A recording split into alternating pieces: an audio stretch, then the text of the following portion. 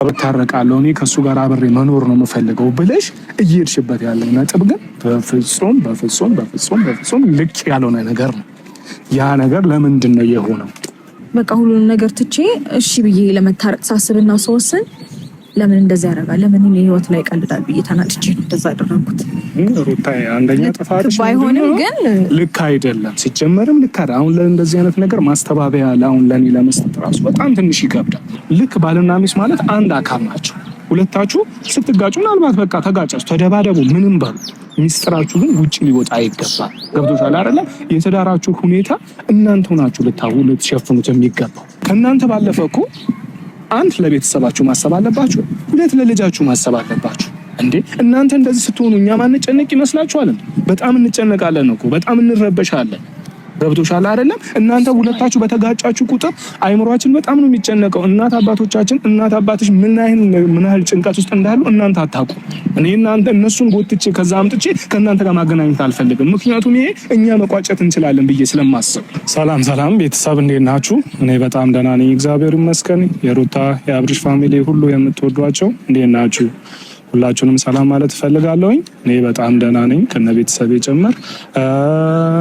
ሰሞኑ አልተገናኘንም ነበር። አንድ 15 ቀን ትንሽ ጠፍቼ ነበረ። ምክንያቱም የጠፋሁበትም ጉዳይ አንዳንድ ነገር ሁልጊዜ ከማውራት ምን ከማለት እስኪ አንዳንዴ ደግሞ መረጋጋት ይሻላል፣ ማድመጥ ይሻላል። ምን እንችላለን እንጂ አሁን ትላልቅ ሰዎች እንግዲህ በአሁኑ ሰዓት አንዳንድ ጊዜ ይሄ ወጣትነት ከባድ ነው እና እናት አባቶቻችን ራሱ ማናደምጥበት ሰዓት አለ እና ያንን ነገር እንዳይፈጠር ያ ነገር እንዳይሆን ለዛ ተጠንቅቄ ነው ያለሁትና ሩታም እየመጣች ነው እያየዋት ነው። ከሷ ጋር ያለውን ነገር እስኪ ይበልጥ ደግሞ እናወራለን። እኔ ሩቲን በእንደዚህ አይነት መንገድ ማውራት ባልፈልግም ግን ዛሬ ሆቶኝ ላወራት ነው። ግን ቅርታ ሩቴ እንዴት ነሽ? ሰላም ነው? ሁሉ ሰላም እግዚአብሔር ይመስገን። ጤና ሁሉ መልካም ኑሮ ሁሉ መልካም ነው? ጥሩ ነው ይመስገን። ሩቴ ደህና ናቸው? ደህና ናቸው እግዚአብሔር ይመስገን። አንቺ ደህና ነሽ? ደህና ነኝ። ሁሉ አማን ነው? ጡጬውስ እንዴት ነው? ጡጬው ደህና ነው። እየጎረመሰ ነው? እየጎረመሰ ነው። አሁንማ ጨዋታማ ብዝቷል። ይሁን ዋናው እግዚአብሔር ይመስገን። ልጅ ዋናው ምንድነው ከተወለደ በኋላ በሰላም እንዲያድግ ነው የሁሉም ሰው ጥረት። የእናት አባት ኃላፊነት ልጅን በስነ ስርዓት ማሳደግ ነው። ሁላችንም የምንደክመው የምንለፋው እዚህ ውስጥ የምንገባው ልጃችንን በስነ ስርዓት ለማሳደግ ያን ልጅ የሚያስፈልገውን ነገር አሟልተን ለማሳደግ ነው።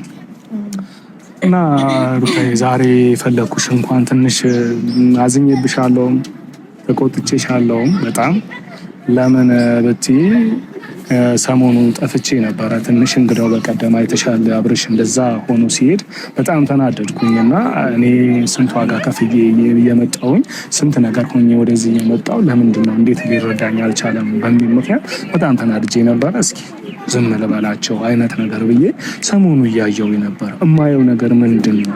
የምትሄጂበት መንገድ የባሰ አንቺ ከአብርሽ ጋር ታረቃለሁ እኔ ከሱ ጋር አብሬ መኖር ነው የምፈልገው ብለሽ እየሄድሽበት ያለው ነጥብ ግን በፍጹም ልክ ያልሆነ ነገር ነው። ያ ነገር ለምንድን ነው የሆነው? በቃ እኔ ማለት ለምንድን ነው እንደዚህ አይነት ነገር ውስጥ መግባት የፈለግሽው? ያንን ነገር እንድትነግሪኝ ስለምፈልግ ነው። እሺ ማለት እሱ ከኔ ጋር እንዴት ነው ከሌላ ሰው ጋር ሲሆን ያው የምታዩት ነገር ነው። ብዙም ደስተኛ አይሆንም ምናምን። እኔ ህይወት ውስጥ አዲስ ሰው ሲመጣ ወይም ደግሞ ከኔ ጋር የሆነ ነገር የተፈጠረ ሲመስለው ብቻ መቶ ብዙ ነገሮችን ለመፍጠር ይሞክራል። ከሌሎች ሰዎች ጋር ማየት አይፈልግም። የራሴን ህይወት ጀመርኩኝ ብዬ ስል ምናምን በቃ ነገሮችን ቶሎ እንዳቆምና የሆነ በቃ አይደል እኔ ፊሊንግ እንዳለው ምናምን ያሳየኛል ከሌላ ሰዎች ጋር ሲሆንና እኔ ደግሞ ያንን ነገር ስረዳና ነገሮችን ለመተው አስቤ ከሱ ጋር ለመሆን ስወስን እሱ ደግሞ ሌላ ነገር ማውራት ጀመረ። ላይክ እንደማይፈልገኝ ምናምን ሌላ ህይወት ስጀምር ምናምን ለምን እንደዚህ ታረጋለህ ስለሆነ ይፈልገው አይደለም ምናምን ይላል። ግን ደግሞ ተግባሮቹ ምናምን ሁሉም እንደዛ አይደለም የሚያሳየው። ሁሌ ምክንያቶቹ ሌላ ናቸው። ማለት ልጄን ለማየት ስመጣ ቤት ውስጥ እንደዚህ ነገር ይፈጠራል ምናምን ይላል። ማለት ያ ነገር እኔ ምክንያት ነው ብዬ አላስብም። ቤት ውስጥ ብቻ አይደለም ከቤት ውስጥ ውጭ ጠርቶ አናግሮኝ ያውቃል። ለምን እንደዚህ ይሆናል ምናምን ብሎ እና ብቻ ሌላ ህይወት ስጀምር እንዳቆም ይፈልጋል። ወደሱ ደግሞ ስመለስ ነገሮችን እንደማይፈልግ ይሆናልና በቃ በዛ በጣም ስለተናደርኩኝ ነው እኔ ያንን ነገር ያደረኩት። በቃ ሁሉንም ነገር ትቼ እሺ ብዬ ለመታረቅ ሳስብና ሰውስን ለምን እንደዛ ያደርጋል? ለምን እኔ ህይወት ላይ ቀልዳል ብዬ ተናድጄ ነው እንደዛ ያደረኩት። ሩታዬ አንደኛ ጥፋትሽ ባይሆንም ግን ልክ አይደለም። ሲጀመርም ልክ አይደለም። አሁን ለእንደዚህ አይነት ነገር ማስተባበያ አሁን ለኔ ለመስጠት ራሱ በጣም ትንሽ ይከብዳል። ምክንያቱም አንቺ የልጅሽን አባት አንቺ እንግዲያው አብረሽው እንድትመታረቅ እንደምትፈልጊ ከዚህ በፊት እኔና አንቺ አውርተናል። ታዲያ ከልብሽ ከሆነ ደግሞ በእንደዚህ አይነት መንገድ እሱን ማሸነፍ የምትችይ ይመስልሻል? ድጋሚ ህይወት ላይ መቀለድ ውስጥ ዲፍ ይባላል።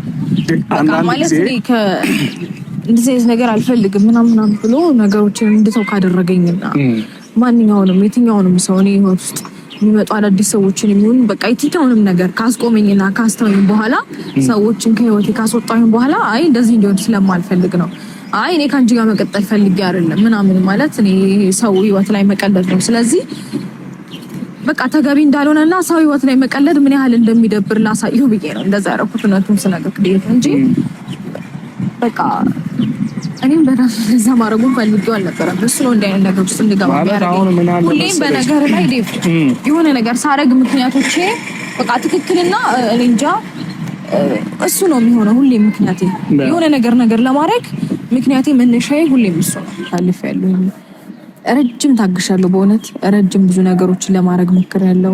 ረጅም ነገሮችን ለመተው ለማስተካከል እጅግ በጣም ብዙ ነገሮችን ተይ ስባል እሺ ብዬ ብዙ ነገሮችን አልፌያለሁና አሁን ላይ ግን ያንን ነገር እንዴት ነው ማረገው? አሁንም አቅሙ ሊኖረኝ ይችላል፣ ግን መጋፋትና አሁንም ራሴን ማድከም እንጃ ብዙ ኢንተረስትድ አይደለሁም እንደዛ አይነት ነገር ለማድረግ ብዙ ሞክሬያለሁኝ።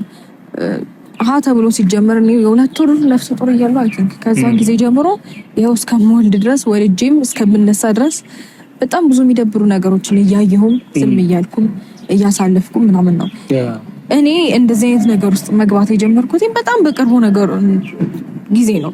የራሴን በቃ ይሄ ነገር መስተካከል አለበት እሱ የራሱን ነገር ካለው እኔ የራሴን ህይወት ለምደው ማይጀምረው ማንንም የሚከለክለኝ ብዬ ወደ ራሴ ነገር መግባት ስጀምር ደግሞ እንደዚህ አይነት ነገሮች እየተፈጠሩ ችግሮች እየመጡ ከአቅሜ በላይ ሆኑ እንጂ እኔ ለረጅም ጊዜ ዝም ብዬ ቆይቻለሁ። በቃ ከነገ ዛሬ ይስተካከላል ምናምን በራሴ መንገድም ኢቭን ማረፍ ባለብኝ ጊዜ ራሱ የሱን ክብካቤ በሚያስፈልገኝ ጊዜ ራሱ በቃ ነገሮችን ሰላም ለማድረግ የኔን ነገር ትቼ የኔን ማረፍ ትቼ የኔን ፍላጎት ትቼ እኔን መንከባከቡ እሱን በቃ ሁሉም ነገር ትቼ ሰላም ለመፍጠር እኔ ያልሄድኩበት ርቀት አለ ብዬ አላስብም። ሲቀጥል ደግሞ በቃ በእኛ መካከልም ሰው እንዳይገባ በጣም ብዙ ነገር ሞክሬያለሁኝ። እኔ ማንም መጥቶ እንደዚህ እናድርግ እንደዚህ እናስተካክል ከእኔ ቤተሰብም ቢሆን ብታይ ያስተካከላል እኮ ምናምን እያልኩኝ ረጅም ጊዜያቶችን አሳልፌያለሁኝ እና አሁንም ይሄን ነገር ድጋሚ ልደክም ነው ድጋሚ እንደዚህ አይነት ነገር ሊፈጠር ነው በቃ አልፈለኩትም ያንን ነገር እና የራሴን ነገር ስጀምር ወደ ራሴ ላይፍ ስገባ በቃ እንደምታየው እየመጣ ብዙ ነገሮችን ይፈጥራልና